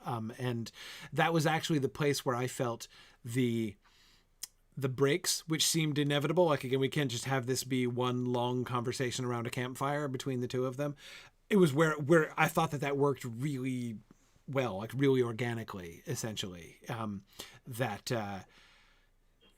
come back for that last conversation, which changes, in a sense, the content, or re-informs the context of all of the previous conversations, I think is really neat. That was a relatively late addition to the script where, like, both Marie and Nick will remember, when I was maybe 60% done, I actually didn't have everything separated out properly. I was like, I got this far in the Athrabeth, and then here is the rest of it. Help figure out where the parts go. But when I did finally decide, when we did finally sit down and start looking very carefully about where to break things up, it kind of just felt appropriate to, these are the epiphanous moments that he's having with these big ideas that he says in the text, and then just keeps talking. He's like, wow, that's amazing. This is a huge idea. I don't know what to do with this. And then he just keeps talking anyway, because that's the nature of the dialogue that they have. So instead, what I did was, okay, so he's been hit with this huge idea. She asks him a question, or she tells him something that's like mind-blowing. This is a good time to say, okay, let's actually have him not know where to go next, and give him some space to think about the next thing that he needs to say. And I was very, very pleased that worked out so well, because I did not see it at the beginning at all. Like I said, the latter half, I would say, of the Athrabeth, I didn't know how to break it up at all. Right. And we were looking at this, like, this section is like 12 pages, and this section is like 5 or 6 pages. Like, this isn't going to work. So it was pretty fortunate how things shook out in the end, because it does, I think, feel really natural where the conversation stops. Either because, he said something that upset her, or she said something that blew his mind. Because I was not at all clear on that at the beginning about how it was going to get done. Because it says pretty clearly in the outline where things are supposed to go and what parts of the conversation they're supposed to be having. But when you actually look at those parts of the conversation, like, they span 2 or 3 pages. Right. And you're just, so part of this am I supposed to cut it at? It worked out a lot better than I could have hoped. Yeah. One thing that I would also add on the subject of, Brian, kind of picking up on what you were saying about wanting to set some of these things up elsewhere, maybe perhaps even more. The Old Hope. Now, when we get to the Old Hope in the Athrabeth itself, it kind of comes out of nowhere, right? That there's this like subset of wise people who share this old hope that Andreth is kind of distancing herself from, and not sure that she's certainly not signing up, right? And in the Athrabeth, again, when that comes up, it's like, oh, okay, I guess there are people somewhere who think that. We don't know anything about them, or where they could be, or who they could be, or how that happened, right? But that's okay. In the Athrabeth, it's just but I was feeling it when I was reading the episode. I'm like, our viewers might think that too, and we don't have that. We don't have any excuse for that, right? Like, who, where, how? What we've shown is that Andreth is, she is the like repository of tradition and wisdom, right? Like, what other faction is there? Where would they be? Who would they be? Other people in the House of Beor? Like, is there like another school of wise persons who have gotten like a different strain of lore than she got, or differ from her in their, like, how does that work? Who are the people of the Old Hope, The implication in the Athrabeth is that this comes from the House of Hador, and that she's learned of this from them, and that's why she's not one of them. In the original story, of course, Adenel herself is of the House of Hador, and Mary's of the House of Beor and Estelad, which is a part that we've obviously changed in our adaptation. However, we have had Andreth meet directly with the House of Hador on multiple occasions. So the suggestion that wise people of the House of Hador would have exchanged lore with her over the years would fit perfectly. Basically, when we were taking the red pen to everything, I made sure we crossed out all references to the House of Hador or to things that she heard from Adenel, because we've changed. Let me tell you about these other people. It's like, no. Let's focus on what Andreth has to say. Right. But that doesn't mean that we couldn't try to find a place to do something with the House of Hador with this old hope. Yeah, I mean, because I guess there were two things that it made me think of. One was that, like, is there anything we could do to set this up a little bit more, even just like minor things that we could do to set this up. But then the other thing that I couldn't help but think is, where are we going to go with this? I mean, this is it? We're never going to get any reference to these people. Like, if there exist these people that, I mean, Finrod thinks this is a huge deal, right? I mean, the existence of this old hope clearly blows his mind. And what is clear in the Athrabeth text, and I thought still pretty clear in the episode, was she's like, plus minus on the old hope. Finrod is not plus minus on the old hope, right? Finrod is like, this is huge, right? Finrod is very, very interested in the old hope. And so, again, coming as it does in Tolkien's writings, right? Floating into the Athrabeth, which itself floats into the midst of the Silmarillion tradition that he, was considering completely overhauling and totally rewriting in a completely different way and never did. Whatever, like that works. But I feel like we kind of can't just drop this. It's got to have a future, I think. And I will say, my immediate thought, I could imagine it having I could imagine this being an interesting setup for a Númenórean plot line down the road, and possibly something more proximate, but I'm not quite sure what or how. We will have to probably talk about that maybe in season 6.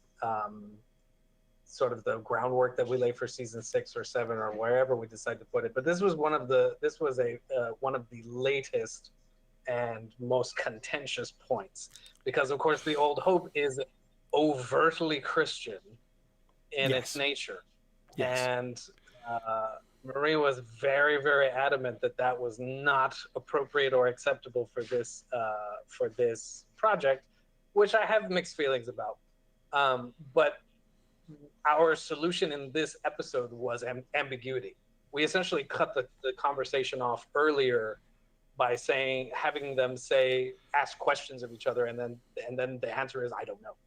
Mm-hmm. Whereas, in the actual text, they go much deeper into, explaining how Eru is without and he must enter in and all of that. We cut all of that because Marie was like, this cannot get in here because it's way too Christian. The incarnation stuff. I did notice that the incarnation was missing. Yeah. Absolutely. And so that is a question that we will have to grapple with if we do decide to explore the notions of the Old Hope. Because one of the things that I didn't want, Marie made a couple of statements about anything messianic should be very specifically referential to Eärendil. And that's fine, but that's not what they're discussing in the Athrabeth. They're talking about the end of Arda, and what will happen after the end of Arda. So bringing up Eärendil doesn't really is not part of the conversation. In this context, Eärendil is nothing but a distant foreshadowing of the thing that they're talking about. Right. I mean, exactly. He is. He is a type, not the end. Though you're certainly right. I mean, especially in the Book of Lost Tales, good grief! Like the messianic. It's the messianic emphasis on Eärendil is enormous.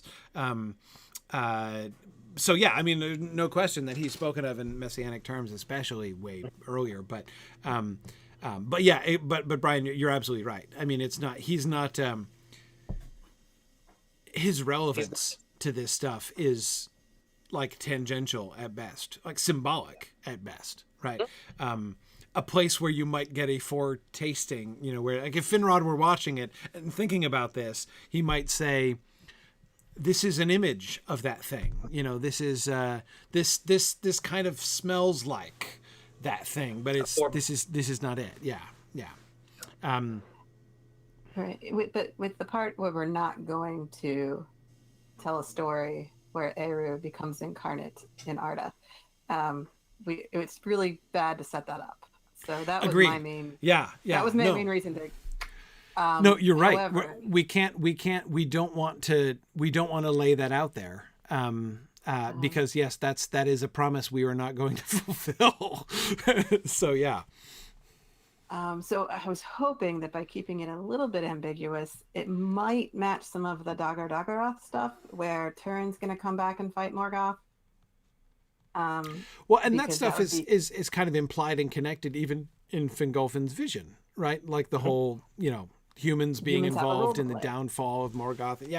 Yeah, exactly. Yeah. Exactly. So, I mean, I don't know how that fixes Arda necessarily. Right. And neither do Finrod or Andreth. But right. But the Turin piece is in the right direction, I guess, with fitting both Middle Earth and this hope. It is. And I agree. When I say I feel like Turin is the House of Hodor. So Right. Yep. Right. No, and when I say I felt like we need to do more with the Old Hope, it's not that I think we needed to talk more about the incarnation, because Marie, I do agree with you. Like it sounds like a promissory note that we're not going to cash in and have no intention of cashing in, right? And we don't. It's a false lead, essentially, especially if brought in as like climactic a way as it is brought in the Athrabeth, right? So I agree. I don't want Andreth to be wrong. I don't want her to say these things and then Finrod be like, oh, wow, that's really cool. And then we do nothing with it forever. And it's like, yeah, Andreth's hope was a false hope. And therefore, there is no Estelle. Like, that would be the absolute worst message to take away. You're right. You're right. That would be exactly the opposite of any goal we should have. Right. I mean, what I think would be really interesting down the road. I mean, Brian, even just thinking about Eärendil exactly in the way that you're talking about him, right? If we can, what we do see in Tolkien, and we see it again and again, is the word that I wasn't saying. I don't know if you said it but I know you were thinking it too, Brian, was type, right? That Eärendil is a type of Christ, just as Gandalf is in fact a type of Christ, and she's not Christ and everything. I spent so many years explaining that Gandalf is not Jesus and that Frodo is not Jesus, that sometimes one can go too far and be like, wait, no, but he is in fact a type of Jesus. Like that's true. Just don't make the equal sign, right? Anyway, but not only that, just the overall typological structure, the way that Tolkien is always doing that. Like we get like you can begin to hear the motifs in the music, right? As you read through Tolkien and you see the parallels, right? You see, like when you first notice the parallel between Finrod rescuing Maedhros and Beren rescuing Luthien, or Luthien rescuing Beren and Sam rescuing Frodo, right? When you first begin to see those patterns and, kind of coming through and you feel that whole typological structure, right? Where this is, the movement of the music that is being embodied, in different places and at different times and in different ways. This is that motif coming back again in the great music. Even if, there's no like ultimate end, right? We don't get that. Like, so no, we're not going to get the incarnation, right? We're not going to get to Bethlehem in Silmfilm, but we will get to Eärendil, right? And we will get, to the children of Hurin, and we will get to Beren and Luthien, and we will get to Frodo and Sam, and we will get to Gandalf, right? And all of these, so there is this movement. So if there were, this is a question, of course, for the distant future, obviously, but it would be interesting to be thinking about those kinds of types, right? And those kinds of connections together. But when originally I was saying about the Old Hope, that I feel like we kind of need to, if we're going to bring it up, we kind of need to pay it off in some way. I don't mean the idea. I mean, again, like I don't mean we need to talk more about the incarnation. What I mean is, if we say there are these people who believe in the Old Hope, like, doesn't that kind of obligate us to show them, like, or something, like, give some kind of context? So we don't have to like go into it. Right. We don't have to be like, religious cults of the Atani, right? We don't need to have an episode on that or something, right? We don't need to spend a lot of time on it. But if we had something, right? Because we could play such a long game with this, right? What if there were something, a symbol or something, like a visual symbol that was like the symbol of the people of the Old Hope? And then it becomes the symbol of the faithful of Numenor. Is this where this is headed? That is the general kind of thing. But it could also do other things, right? It could also show up in Harad, right? Differently, right? There could be other, and it would be a way to pay it off in other ways, right? Like, we wouldn't have to involve plots that alluded to or dealt with the ideas of the Old Hope, or even of the, this kind of cultural or philosophical or religious movement. We could just occasionally show somebody, who bore that symbol, right? To just as a reminder, like, yeah, this is a thing. And it's still a thing, right? It's still kind of out there. I went to Numenor because, of course, Numenor is really going to be the next time after this. Like, as soon as the Dagor Bragollach happens, we're done spending time around campfires philosophizing with humans for quite a long time to come. They don't have time anymore after this, right? They're too busy running from orcs for the rest of the whole history of the First Age. So the next time we're going to get people sitting around sipping tea and thinking about metaphysical issues will be Numenor, essentially, right? So, and of course, especially thinking to the Numenorian references specifically that Tolkien makes in context about how the Athrabeth was preserved, right? So it would make sense that they would, in collecting the lore of the Edain of old, that, this would be something that would come in for study, and there would be, I would totally expect that there would be, Numenorians who, believed in the old. Anyway, so it seems to me that would be the logical place to bring it back in any kind of a significant way. But yeah, I feel like it seems like a thread that we could do a lot with. That would be really interesting, especially as I can't help but think, and Nick, I think you were thinking along similar lines, basically. When you were talking about the Church of Morgoth, Nick, earlier before,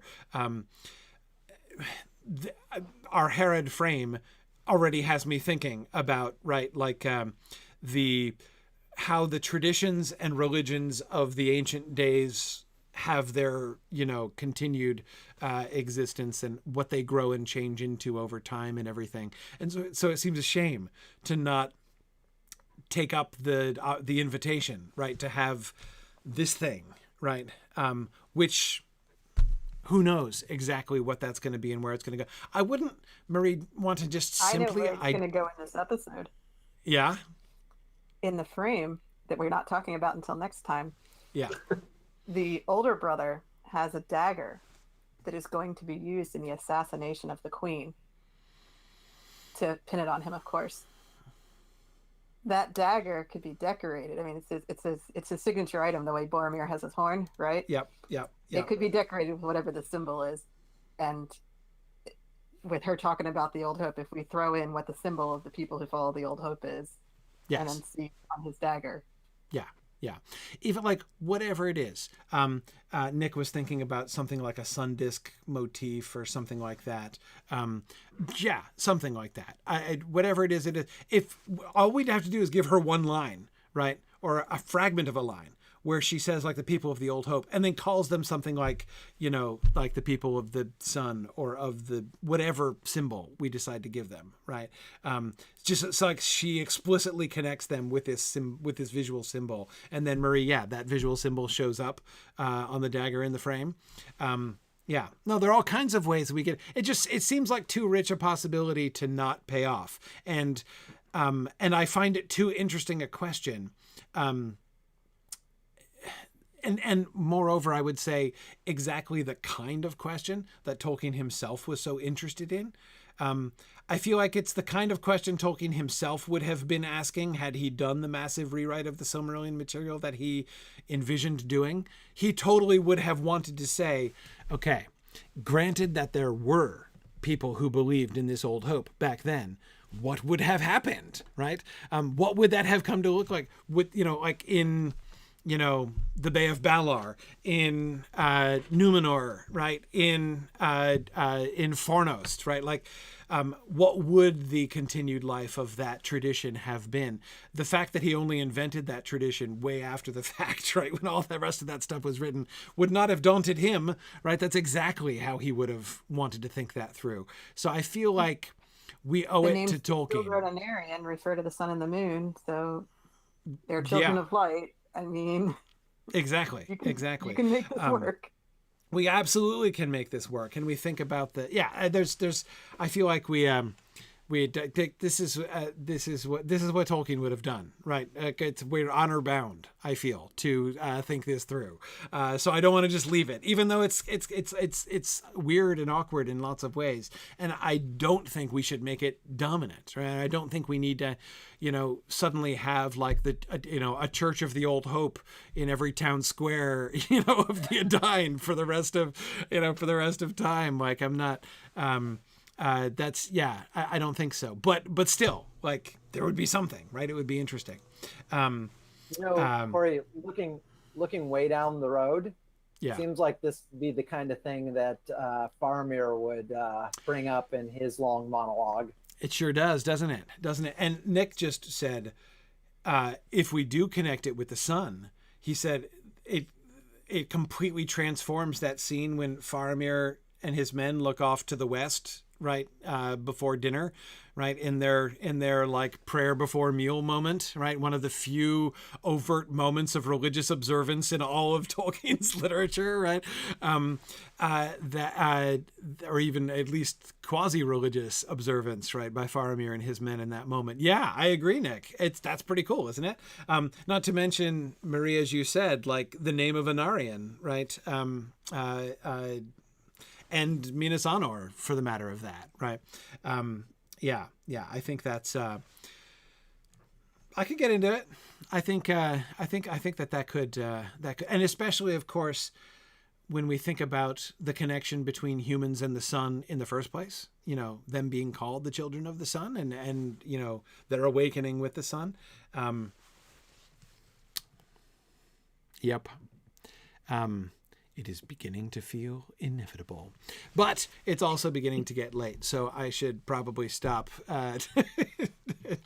We should probably stop. But this was awesome.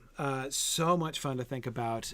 Brian, you did a wonderful job. I was really, I was actually, and I can't like. It's partly, of course, like, here your job of like making me weep at the end of the script was easy, because like every time I read that line in the Athrabeth, I weep, right?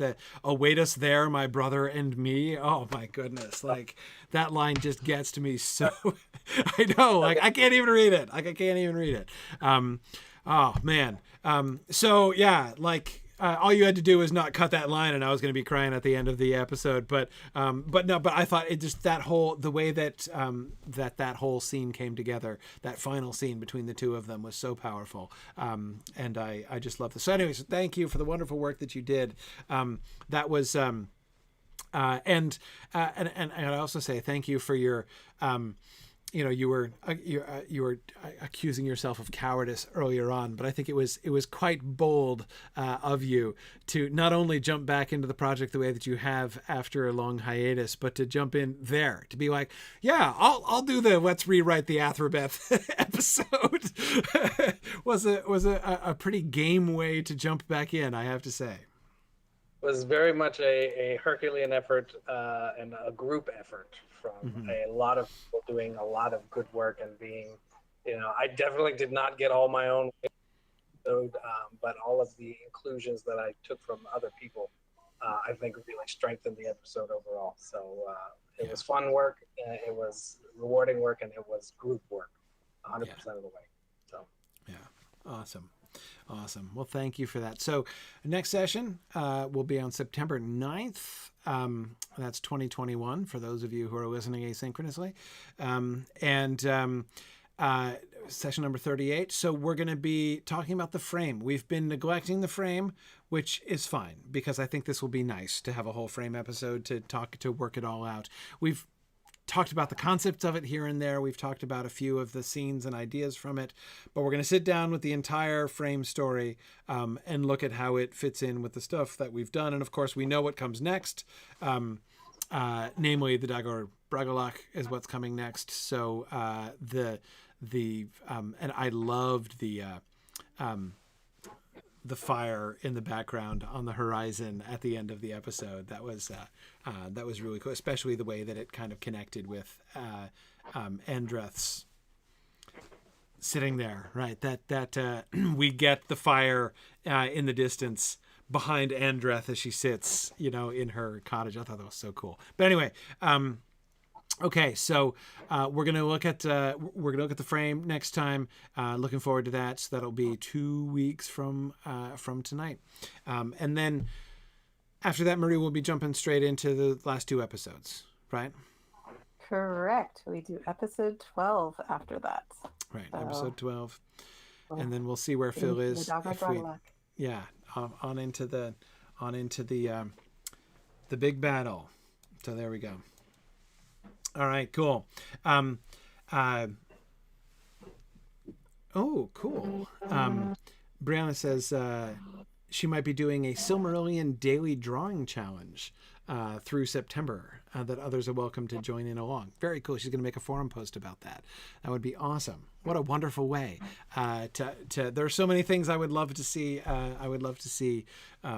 Drawings of from this season and from recent seasons as well. So very cool stuff.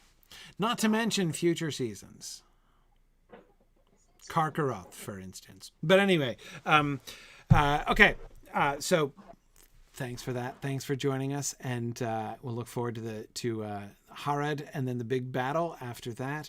Thanks everybody for joining us, and I will say as always, thanks for listening and Godspeed.